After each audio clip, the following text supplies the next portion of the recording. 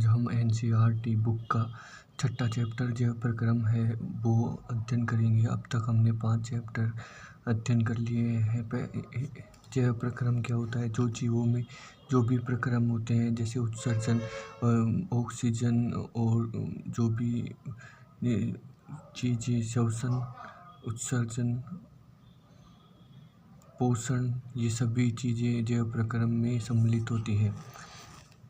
अब देखते हैं हम जैव, सजीव तथा अजीव निर्जीव में कैसे अंतर स्पष्ट कर सकते हैं। यदि हम कुत्ते को दौड़ते देखते हैं, गाय को जुगाली तथा गली में एक इंसान को जोर से चीखते हुए देखते, तो हम समझ जाते हैं कि ये सजीव है। यदि कुत्ता, गाय तथा इंसान सो रहे हैं तो क्या तब भी हम यही सोचेंगे कि ये सजीव है? लेकिन हम यह कैसे जानेंगे कि हम उन्हें सांस लेते देखते हैं और जान लेते हैं कि वे सजीव है? पौधों के बारे में हम कैसे जानेंगे कि वे सजीव है? हम में से कुछ कहेंगे कि वे हरी रंग दिखते हैं, लेकिन उन पौधों के बारे में क्या कहेंगे जिनकी पत्तियां हरी न होकर अन्य रंग की होती है?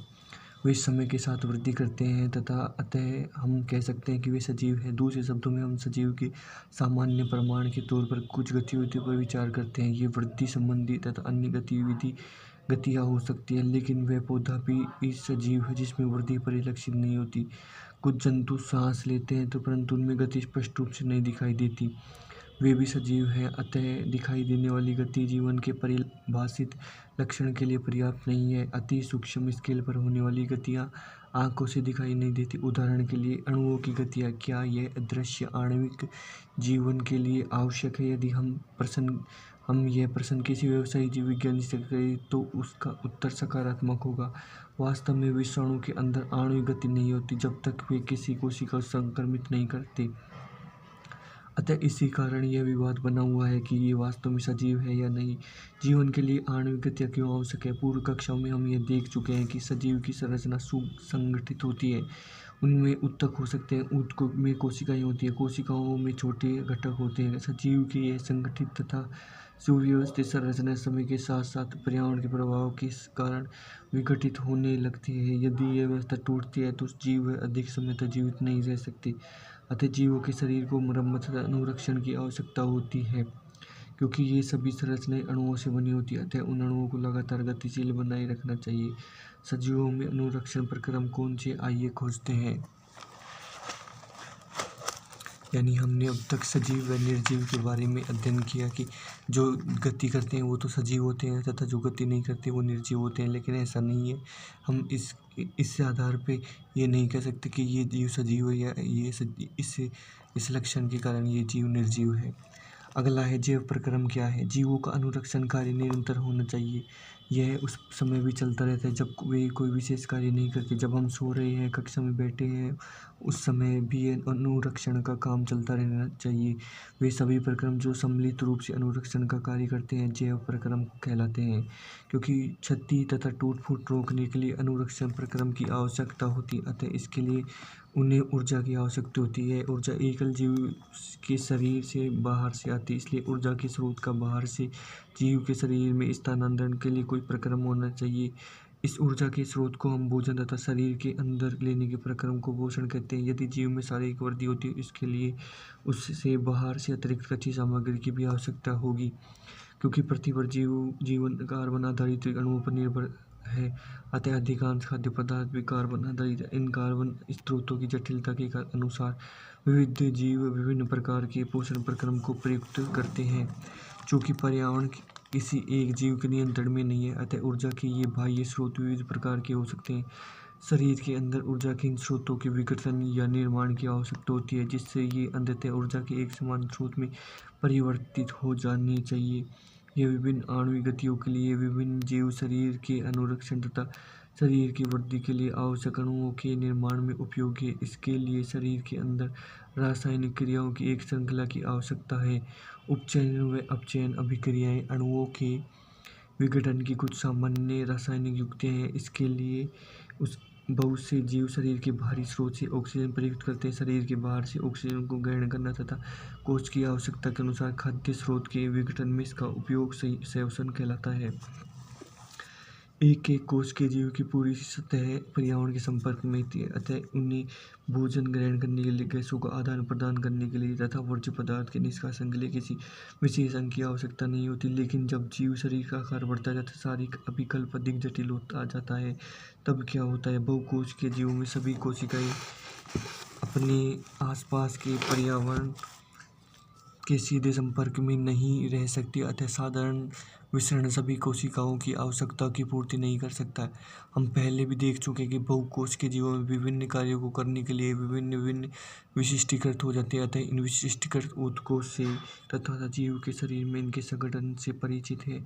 अतः इसमें कोई आश्चर्य नहीं है कि भोजन तथा ऑक्सीजन का अंतर्ग्रहण भी विशिष्टीकृत उत्कों का कार्य है, परंतु इससे एक समस्या पैदा होती है। यद्यपि भोजन तथा ऑक्सीजन का अंतर्ग्रहण कुछ विशिष्ट अंगों द्वारा ही होता है, परंतु शरीर के सभी भागों को इसकी आवश्यकता होती है। इस स्थिति में भोजन तथा ऑक्सीजन को एक स्थान से दूसरे स्थान तक ले जाने के लिए वहन तंत्र की आवश्यकता होती है। जब रासायनिक विक्रिया में कार्बन स्रोत तथा ऑक्सीजन का उपयोग ऊर्जा प्राप्ति के लिए होता है, तब ऐसे उपोत्पाद भी बनते हैं जो शरीर की कोशिकाओं के लिए न केवल अनुपयोगी होते हैं बल्कि वे हानिकारक भी हो सकते हैं। इन विशिष्ट उत्पादों को शरीर से बाहर निकालना अति आवश्यक है। इस प्रक्रम को हम उत्सर्जन कहते हैं। यदि बहुकोश के जीवों में शरीर अभिकल्पना के मूल नियमों का पालन किया जाता है तो उत्सर्जन के लिए विशिष्ट ऊतक विकसित हो जाते हैं। इसका अर्थ है परिवहन तंत्र की आवश्यकता अपशिष्ट पदार्थों को कोशिका से इस उत्सर्जन ऊतक तक पहुंचाने की होगी। आइए हम जीवन का अनुरक्षण करने वाले आवश्यक प्रक्रियाओं के बारे में एक एक करके विचार करते हैं। पोषण। जब हम टहलते हैं, साइकिल की सवारी करते हैं तो हम ऊर्जा का उपयोग करते हैं। उस स्थिति में भी जब हम कोई आवासीय क्रियाकल्प नहीं कर रहे, हमारे शरीर में क्रम की स्थिति के अनुरक्षण करने के लिए ऊर्जा की आवश्यकता होती है। वृद्धि, विकास, प्रोटीन संश्लेषण आदि में हमें बाहर से भी पदार्थों की आवश्यकता होती है। यह ऊर्जा का स्रोत तथा पदार्थ जो हम खाते हैं वह भोजन है।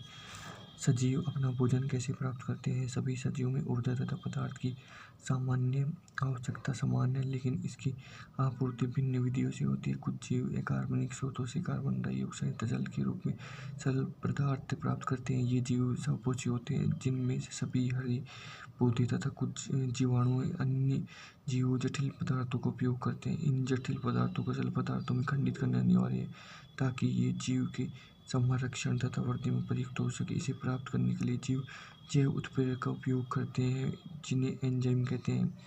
अतः विषमपोषी उत्तरजीविता के लिए प्रत्यक्ष तथा या परोक्ष रूप से स्वपोषी पर आश्रित होते हैं। जंतु तथा कवक किसी प्रकार के विषमपोषी जीवों में सम्मिलित हैं। स्वपोषी पादप। स्वपोषी पादप वे होते हैं जो अपने भोजन के लिए दूसरे किसी जीव या दूसरे किसी बाहरी स्रोत पर निर्भर नहीं रहते, जो अपना भोजन स्वयं से ही बना लेते हैं। जैसे पेड़ पौधे ये अपना भोजन प्रकाश संश्लेषण की क्रिया द्वारा सूर्य से ही बना लेते हैं। स्वपोषी जीव की कार्बन तथा ऊर्जा की आवश्यकता प्रकाश संश्लेषण द्वारा पूरी होती है। यह वह प्रक्रम जिसे स्वपोषी बाहर से पदार्थों को ऊर्जा संचित रूप से परिवर्तित कर देता है। ये पदार्थ कार्बन डाइऑक्साइड तथा जल के रूप में लिए जाते हैं, जो सूर्य के प्रकाश तथा क्लोरोफिल की उपस्थिति में कार्बोहाइड्रेट में परिवर्तित कर दिए जाते हैं। कार्बोहाइड्रेट पौधों को ऊर्जा प्रदान करने में प्रयुक्त होते हैं। पहले अनुभाग में हम अध्ययन करेंगे कि यह कैसे होता है। जो कार्बोहाइड्रेट तुरंत प्रयुक्त नहीं होते, उन्हें मंड के रूप में संचित कर लिया जाता है। यह रक्षित आंतरिक ऊर्जा की तरह कार्य करेगा। पौधे द्वारा आवश्यकता अनुसार प्रयुक्त कर लिया जाता है। कुछ इसी तरह की स्थिति हमारे अंदर भी देखी जाती है।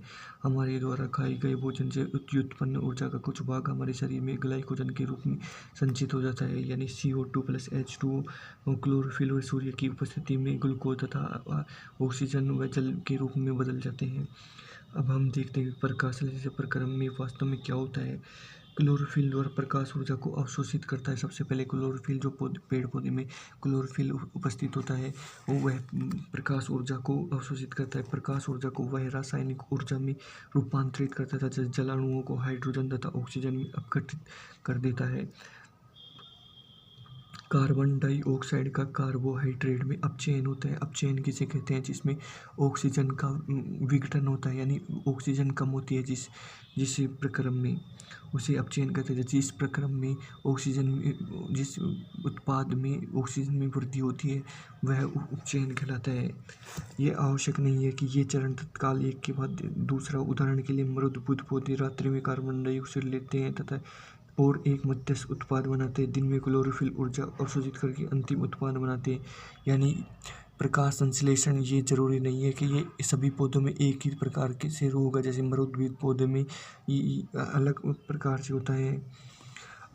आइए हम देखते हैं कि उपरोक्त अभिक्रिया का प्रत्येक घटक प्रकाश संश्लेषण के लिए किस प्रकार आवश्यक है।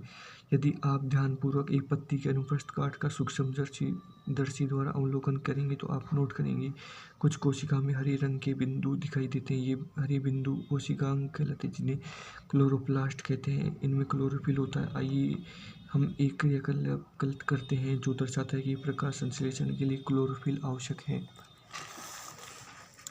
क्रियाकलाप को तो छोड़ देते हैं और अब इस पे आते हैं। अब हम अध्ययन करते हैं कि पौधे कार्बन डाइऑक्साइड कैसे प्राप्त करते हैं। कक्षा 9 में हमने रंध्र की चर्चा की थी, जो पत्ती की सतह पर सूक्ष्म छिद्र होते हैं। प्रकाश संश्लेषण के लिए गैसों का अधिकांश आदान प्रदान इन छिद्रों द्वारा होता है। लेकिन यह जानना भी आवश्यक है कि गैसों का आदान प्रदान तने, जड़ व पत्तियों की सतह से भी होता है। इन रंध्रों में पर्याप्त मात्रा में जल की हानि होती है। अतः जब प्रकाश संश्लेषण के लिए कार्बन डाइऑक्साइड की आवश्यकता नहीं होती, पौधा इन छिद्रों को बंद कर लेता है। यानी जब प्रकाश संश्लेषण के लिए ये कार्बन डाइऑक्साइड की आवश्यकता नहीं, तब पौधा रंध्रों को बंद कर लेता है। जब आवश्यकता होती है तो वह उसको खोलकर उस चीज़ को ग्रहण कर लेता है। छिद्रों का खुलना और बंद होना द्वार कोशिकाओं का एक कार्य है। द्वार कोशिकाएं रंध्र में उपस्थित होती हैं, जो कार्बन डाइऑक्साइड तथा जल की मात्रा को निश्चित करती हैं। कि द्वार कोशिकाएं में जब जल अंदर जाता है तो फूल जाती है और रंध्र का छिद्र खुल जाता है। इसी तरह जब द्वार कोशिकाएं सिकुड़ती है तो छिद्र बंद हो जाता है।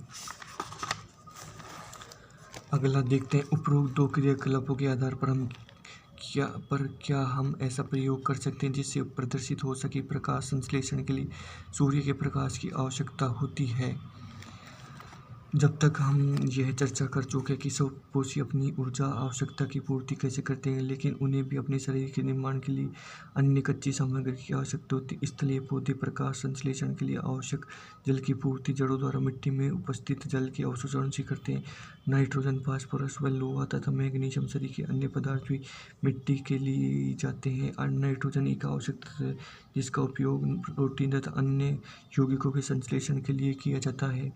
इसे अकार्बनिक नाइट्रेट का नाइट्राइट के रूप में लिया जाता है।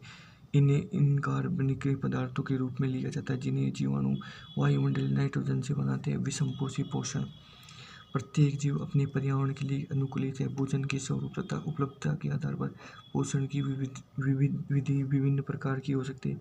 इसके अतिरिक्त यह जीव के भोजन ग्रहण करने के ढंग पर निर्भर करती है।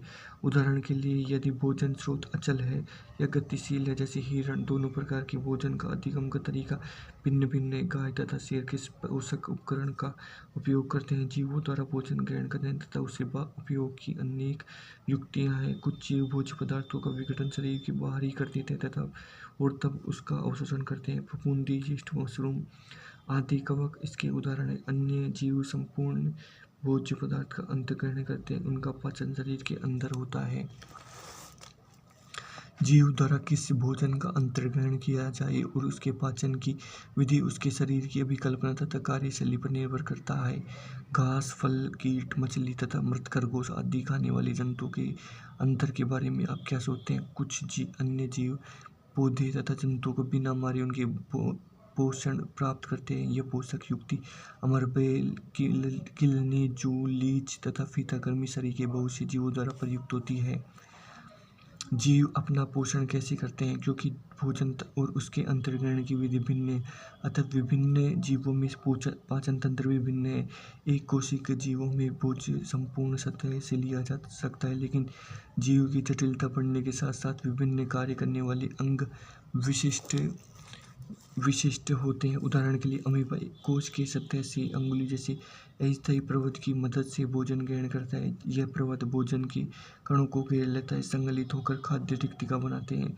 खाद्य रिक्तिका के अंदर जटिल पदार्थों का विघटन सरल पदार्थों में किया जाता है और वे कोशिका द्रव में विस्तृत हो जाते हैं। बचा हुआ अपच पदार्थ कोशिका की सतह की ओर गति करता है, शरीर से बाहर निष्कासित कर दिया जाता है।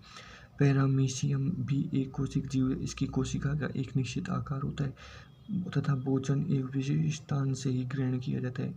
भोजन इस स्थान पर पक्षमाभ की गति द्वारा पहुंचता है जो कोशिका की पूरी सतह को ढके होते हैं।